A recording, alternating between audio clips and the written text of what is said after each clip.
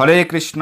গীতা মাহাত্ম্য জানুন এবং প্রতিদিন গীতা মাহাত্ম্য পাঠ বা শ্রবণ করুন। স্কন্দ পুরাণে বর্ণিত গীতা মাহাত্ম্য, বৈষ্ণবীয় তন্ত্রসারে বর্ণিত গীতা মাহাত্ম্য এবং শ্রী শঙ্করাচার্য প্রণীত গীতা মাহাত্ম্য, সর্বমোট ভগবদ গীতার 103টি মাহাত্ম্য প্রদান করা হচ্ছে। আপনারা প্রতিদিন পাঠ বা শ্রবণ করতে পারেন। স্কন্দ পুরাণের অবন্তী খণ্ডে শ্রী ব্যাসদেবকৃত গীতা মাহাত্ম্য। গীতা স্বয়ং শ্রীকৃষ্ণের মুখপদ্ম থেকে নিঃসৃত হয়েছেন। সেই গীতা সুন্দরভাবে পাঠ করতে হবে। অন্যান্য বহু রকমের শাস্ত্রের প্রয়োজন নেই, যেহেতু শ্রীমদ্ ভগবদ গীতা সর্বশাস্ত্রময়ী, সর্বদেবময়ী ও সর্বধর্মময়ী। সুতরাং গীতা অভ্যাস করা একান্ত কর্তব্য। যিনি শালগ্রাম শিলার সামনে গীতা অধ্যায় পাঠ করেন, তিনি সহস্র মন্বন্তর ব্রহ্মলোকে বাস করেন।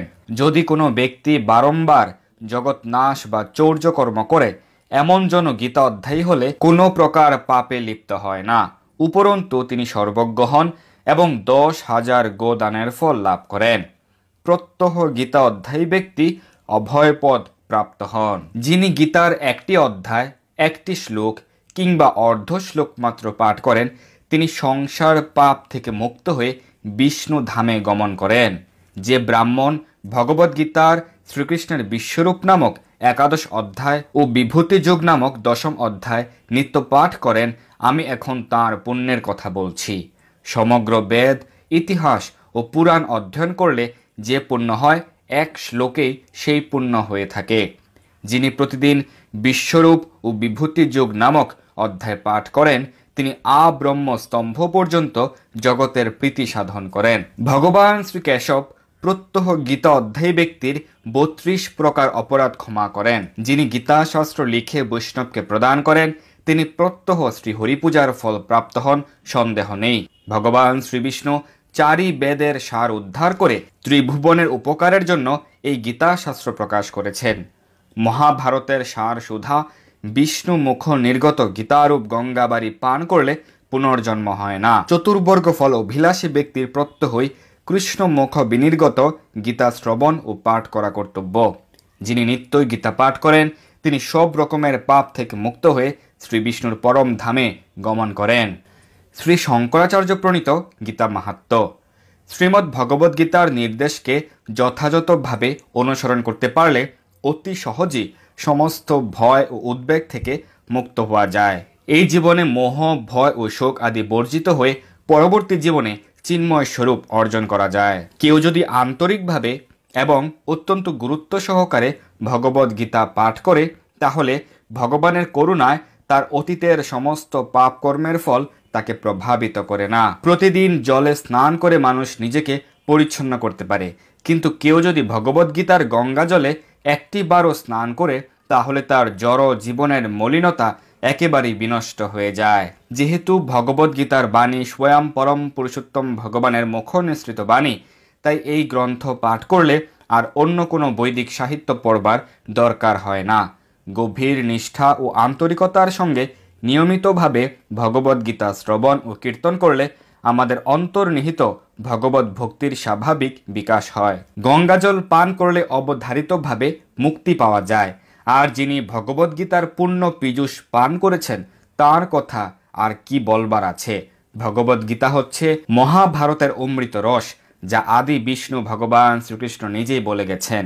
এই গীতোপনিষদ ভগবদ্গীতা সমস্ত উপনিষদের সারাতিসার এবং তা ঠিক একটি গাভীর মতো, এবং রাখাল বালক রূপে প্রসিদ্ধ ভগবান শ্রীকৃষ্ণই এই গাভীকে দহন করেছেন। অর্জুন যেন গোবৎসের মতো, এবং জ্ঞানী, গুণী ও শুদ্ধ ভক্তেরাই ভগবদ্গীতার সেই অমৃতময় দুগ্ধ পান করে থাকেন। বর্তমান জগতে মানুষ আকুলভাবে আকাঙ্ক্ষা করছে একটি শাস্ত্রের, একক ভগবানের এবং একটি ধর্মের, একটি বৃত্তির। তাই একম শাস্ত্রম দেবকী পুত্র গীতম। সারা পৃথিবীর মানুষের জন্য সেই একক শাস্ত্র হোক ভগবদ্গীতা। এক দেব দেবকী পুত্র এব।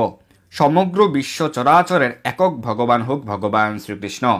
এক মন্ত্রস্তস্য নামানি। একক মন্ত্র, একক প্রার্থনা, একক স্তোত্র হোক তাঁর নাম কীর্তন। হরে কৃষ্ণ কৃষ্ণ কৃষ্ণ হরে হরে, হরে রাম রাম রাম হরে হরে। পরমাপি একম তস্য দেবস্য সেবা। সমস্ত মানুষের একটি বৃত্তি হোক পরম পুরুষোত্তম ভগবান শ্রীকৃষ্ণের সেবা করা। শ্রী বৈষ্ণবীয় তন্ত্রসারে গীতা মাহাত্ম্য। বৈষ্ণবীয় তন্ত্রসারে যে পর্যায়ক্রমে গীতা মাহাত্ম্য দেওয়া হয়েছে, তার 5ম শ্লোক থেকে আমরা প্রদান করছি, তাই আমাদের পয়েন্টে 5 লেখা রয়েছে। সমস্ত উপনিষদ গাভীর মতো, গোপাল নন্দন শ্রীকৃষ্ণ তাদের দোহনকর্তা, পৃথাপুত্র অর্জুন গোবৎসের মতো। এই গীতামৃত পরম উৎকৃষ্ট দুধের মতো এবং শুদ্ধি ব্যক্তিরা এর আস্বাদনকারী।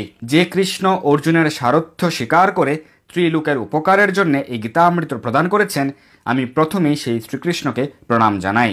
যে ব্যক্তি ঘোর সংসার সাগর উত্তীর্ণ হতে চান, তিনি গীতারূপ নৌকার আশ্রয়ে সুখেই পার হতে পারেন। গীতা জ্ঞান শ্রবণ না করেই যে মোরাত্মা সর্বদা অভ্যাস যুগে মোক্ষ লাভ করতে চায়, তাকে বালকেরাও উপহাস করে। যারা অহর্নিশ গীতাশাস্ত্র শ্রবণ বা পাঠ করেন, তারা কখনোই সাধারণ মানুষ নন, তারা নিশ্চিত দেবতুল্য, এতে সংশয় নেই।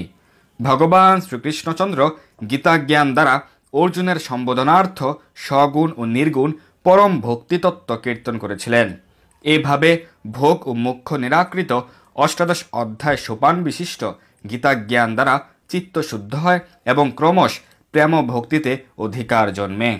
এই গীতারূপ সলিলে স্নান করে সাধু ব্যক্তিরা সংসার মল মুক্ত হন, কিন্তু শ্রদ্ধাহীন জনের সেই স্নান হস্তি স্নানের মতো বৃথা হয়ে থাকে। যে ব্যক্তি গীতার পঠন পাঠন কিছু জানে না, সেই ব্যক্তি মানব সমাজে অনর্থক কর্মকারী। অতএব গীতাতত্ত্ব যে জানে না, তার থেকে অধম ব্যক্তি আর কেউ নেই। তার কুল, শীল, বিজ্ঞান ও মনুষ্যদেহে ধিক। যে গীতার অর্থ জানে না, তার থেকে অধম আর নেই। তার সুন্দর দেহ, তার চরিত্র, তার বৈভব, তার গৃহ আশ্রম সবই ধিক। যে ব্যক্তি গীতাশাস্ত্র জানে না, তার অপেক্ষা অধম জন আর নেই। তার প্রারব্ধ কর্মে ধিক, তার প্রতিষ্ঠায় ধিক, তার পূজা দান মহত্ব সমস্তই ধিক। গীতাশাস্ত্রে মতিহীন ব্যক্তির সমস্ত নিষ্ফল বলে কথিত হয়। তার জ্ঞান দাতাকে ধিক, তার ব্রতে ধিক, তার নিষ্ঠায় ও তপস্যায় ধিক, তার যশেও ধিক। যে ব্যক্তি গীতার্থ আলোচনা করে না, তার চেয়ে অধম আর নেই। যে জ্ঞান গীতায় গীত হয়নি, সেই জ্ঞান নিষ্ফল, সেই জ্ঞান ধর্মরহিত, সেই জ্ঞান বেদ বেদান্ত গর্হিত এবং অসুর সম্মত জ্ঞান বলে জানবে। অতএব গীতায় ধর্মময়ী, সর্বজ্ঞান প্রযোজিকা এবং সর্বশাস্ত্র সারভূতা বিশুদ্ধা বলে সর্বত্র সর্বকালে সমাদৃতা। যে ব্যক্তি বিষ্ণু পর্বদিনে, বিশেষত শ্রী হরিবাসর তিথি একাদশীতে গীতা অধ্যয়ন করেন, তিনি নিদ্রিত বা জাগ্রত অবস্থায়, গমন বা অবস্থানকালে কখনোই শত্রু দ্বারা পরাভূত হন না। যিনি শালগ্রাম শিলার সামনে, দেবাগারে বা শিবালয়ে, তীর্থে ও নদী তটে গীতা পাঠ করেন, তিনি নিশ্চিত সৌভাগ্য লাভের অধিকারী হন। দেবকীনন্দন ভগবান শ্রীকৃষ্ণ গীতা পাঠে যে প্রকার তুষ্ট হন, বেদ অধ্যয়ন, দান, যজ্ঞ, তীর্থ ভ্রমণ বা ব্রত ইত্যাদি দ্বারাও সে প্রকার সন্তুষ্ট হন না। যিনি ভক্তি ভাবিত চিত্তে গীতা অধ্যয়ন করেন, বেদ পুরাণ আদি সমস্ত শাস্ত্রই সর্বতোভাবে তাঁর অধ্যয়ন করা হয়ে যায়। যোগস্থানে, সিদ্ধপীঠে, শালগ্রাম সম্মুখে, সজ্জন সভায়, যজ্ঞে, বিশেষত বৈষ্ণবের কাছে গীতা পাঠ করলে পরমা সিদ্ধি লাভ হয়। যিনি প্রত্যহ গীতা পাঠ ও শ্রবণ করেন, তার সদক্ষিণা অশ্বমেধ আদি যজ্ঞফল স্বাভাবিকভাবেই লাভ হয়। যিনি যত্ন সহকারে গীতার্থ শ্রবণ কীর্তন করেন বা অন্যকে শ্রবণ করান, তিনি পরমপদ বৈকুণ্ঠ লাভ করেন। যে ব্যক্তি সাদরে ভক্তিভাবে বিধিপূর্বক বিশুদ্ধ গীতা পুস্তক কাউকে অর্পণ করে, তাঁর ভার্যা প্রিয়া হয় এবং তিনি যশ, সৌভাগ্য, আরোগ্য লাভ করেন, এতে সন্দেহ নেই। অধিকন্তু প্রিয়জনের অতি প্রিয় হয়ে তিনি পরম সুখ ভোগ করেন। যে গৃহে গীতা অর্চিত হয়ে থাকে, সেখানে কখনো অভিশাপ বা অভিচার উদ্ভূত দুঃখ প্রবেশ করতে পারে না। কখনো সেখানে ত্রিতাপ ক্লেশ, সাপ, পাপ, দুর্গতি বা নরক ভয় থাকে না। কখনো বিস্ফোটক আদি পীড়া দেহে জন্মে না।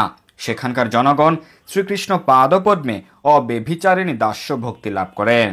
গীতা অনুশীলনরত ব্যক্তি প্রারব্ধ ফল ভোগ করলেও সমস্ত জীবের সঙ্গে তার সখ্য ভাব উৎপন্ন হয়। সে ব্যক্তি মুক্ত ও সুখী। এই জগতে কর্ম করেও তিনি কর্মে লিপ্ত হন না। গীতা অধ্যয়নকারী ব্যক্তি হঠাৎ মহাপাপ অতিপাপ করে ফেললেও সেই সব পাপ তাকে পদ্মপত্র জলের মতো বিন্দুমাত্র স্পর্শ করতে পারে না। অনাচার উদ্ভূত পাপ বা অবাচ্য কথন পাপ, অবক্ষ ভক্ষণ দোষ এবং জ্ঞান অজ্ঞানকৃত দৈনন্দিন ইন্দ্রিয়জ সমস্ত প্রকার পাপই গীতা পাঠে সদ্য বিনষ্ট হয়। সর্বত্র ভোজন বা সর্বতোভাবে প্রতিগ্রহণ করলেও প্রকৃষ্ট রূপে গীতা পাঠকারী সর্বদা তাতে নির্লিপ্ত থাকেন। এমনকি অবিধিপূর্বক রত্নপূর্ণাশ সাগরা ধরিত্রী প্রতিগ্রহকারীও একবার গীতা পাঠে শুদ্ধ স্ফটিকের মতো নির্মল হয়। যার অন্তঃকরণ সদা সর্বদা গীতাতেই নিবিষ্ট, তিনি প্রকৃষ্ট সাগ্নিক, সর্বদা জপী, ক্রিয়াবান এবং তিনি প্রকৃত পণ্ডিত। তিনি দর্শনীয়, তিনি ধনবান, তিনি যোগী বা প্রকৃত জ্ঞানবান, এবং তিনি যাজ্ঞিক যাজনকারী, এবং তিনি সর্ববেদার্থ দর্শক। যেখানে নিত্য গীতা পুস্তক অবস্থান করে এই জগতে, সেখানে প্রয়াগাদি সর্বতীর্থ সর্বদা অবস্থান করেন। সর্বদা গীতা অধ্যয়নকারীর দেহে বা দেহ ত্যাগের পরও দেহ রক্ষক রূপে দেবতা, ঋষি বা যোগীরা অবস্থান করেন। যেখানে গীতা বর্তমান থাকেন, সেখানে নারদ, ধ্রুব আদি পার্শ্ববৃন্দ সহ স্বয়ং বালগোপাল শ্রীকৃষ্ণ সহায় রূপে আবির্ভূত হন। যে স্থানে গীতাশাস্ত্রের বিচার এবং পঠন পাঠন হয়, ভগবান শ্রীকৃষ্ণ সে স্থানে শ্রী রাধিকার সঙ্গে পরমানন্দে বিরাজ করেন।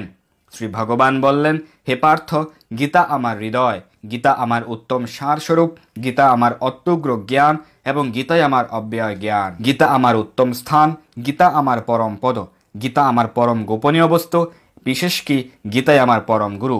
গীতার আশ্রয়ে আমি বর্তমান আছি, গীতাই আমার পরম গৃহ। এই গীতা জ্ঞানকে সম্যকভাবে আশ্রয় করে আমি ত্রিলোক পালন করে থাকি। অর্ধমাত্রা স্বরূপা নিত্য অনির্বাচ্য পদাত্মিকা গীতায় আমার ব্রহ্মস্বরূপা পরাবিদ্যা, তার নিঃসংশয়ে জানবে। হে পাণ্ডব, গীতার যে নামসমূহ কীর্তনের দ্বারা তৎক্ষণাৎ সমস্ত পাপ ধ্বংস হয়, সে গোপনীয় নাম সকল বলছি, শ্রবণ করো।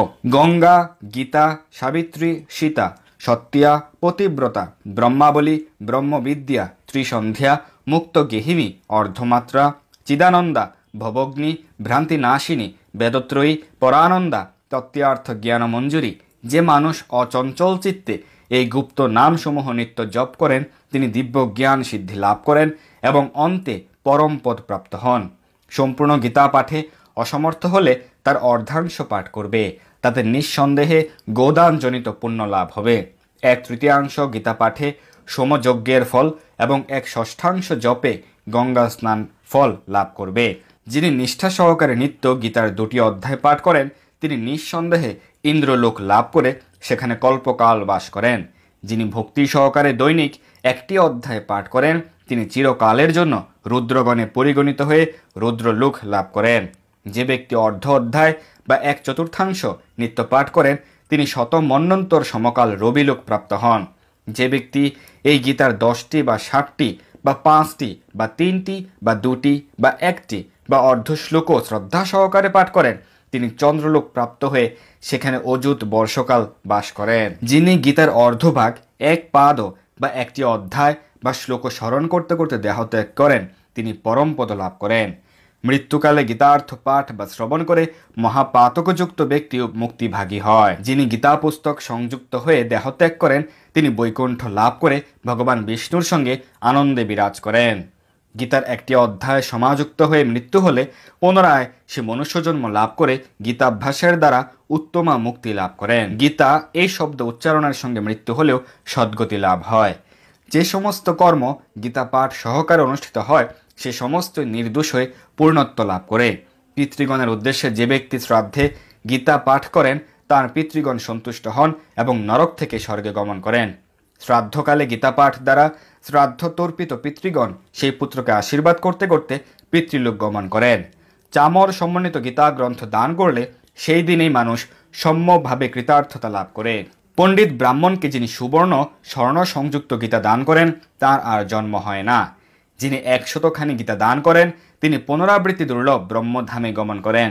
গীতাদান প্রভাবে সপ্ত কল্পকাল যাবৎ বিষ্ণুলোকে স্থান লাভ করে জীব পরমানন্দে বিষ্ণুর সঙ্গে বাস করেন। যিনি গীতার্থ সম্যকভাবে শ্রবণ করে সেই পুস্তক ব্রাহ্মণকে দান করেন, শ্রী ভগবান প্রীত হয়ে তার মনোভীষ্ট পূরণ করেন। যে ব্যক্তি অমৃত রূপিণী গীতা পাঠ বা শ্রবণ না করে, সে হস্তস্থিত অমৃত পরিত্যাগ করে বিষ ভক্ষণ করে। মরজগতে সংসার দুঃখাতর্জন গীতা জ্ঞান লাভ করেও গীতা অমৃত পান করে ভগবত ভক্তির আশ্রয় লাভ করে ও সুখী হয়। জনক আদি বহু রাজর্ষি গীতা জ্ঞান আশ্রয়ে নিষ্পাপ থেকে পরমপদ লাভ করেছেন।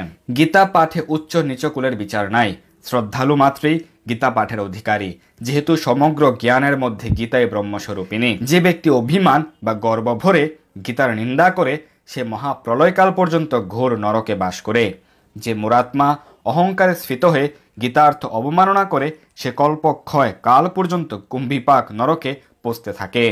সম্যকরূপে গীতার অর্থ কীর্তন করলেও যে ব্যক্তি তা শ্রবণ করে না, সে পুনঃ পুনঃ শোকর্জনে প্রাপ্ত হয়।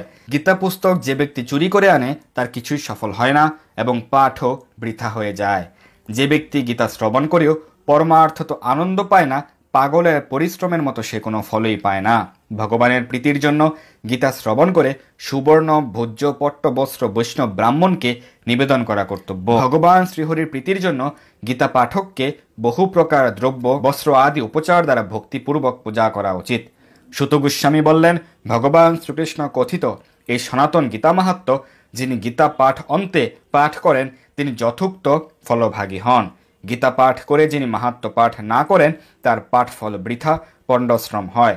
মাহাত্ম্য সংযুক্ত গীতা যিনি শ্রদ্ধাপূর্বক পাঠ বা শ্রবণ করেন তিনি পরমাগতি প্রাপ্ত হন। যে ব্যক্তি শ্রদ্ধাপূর্বক অর্থযুক্ত গীতা শ্রবণ করে গীতা মাহাত্ম্য শ্রবণ করেন ইহলোকে তার পুণ্যফল সর্বসুখের কারণ হয়ে থাকে। হরে কৃষ্ণ কৃষ্ণ কৃষ্ণ হরে হরে, হরে রাম রাম রাম হরে হরে।